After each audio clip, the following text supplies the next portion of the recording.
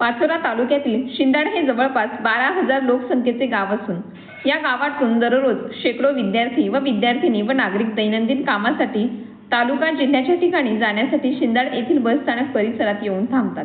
परंतु शिंदाड येथील बसस्थानक पडक्या अवस्थेत असल्याने प्रवाशांना व विद्यार्थ्यांना भर रस्त्यावर उन्हा पावसात उभे राहून एसटी बसची वाट पाहावी लागते। तसेच या ठिकाणी दिवसभर डुकरे व कुत्री बसलेली असतात। तसेच दुपारी 4 वाजेपासून या बसस्थानकात दारुडे तसेच गांजडी येऊन बसतात। यामुळे हे बसस्थानक दारुड्यांचा अड्डा बनले असल्याने ते धिंगाणा घालतात व याचा त्रास महिला व विद्यार्थ्यांना सहन करावा लागत असून बस येईपर्यंत जीव मुठीत घेऊन उभे राहावे लागते। तरी या बसस्थानक परिसरातील अतिक्रमणे काढून नवीन बसस्थानक उभारण्यात आले पाहिजे अशी मागणी केली जात आहे।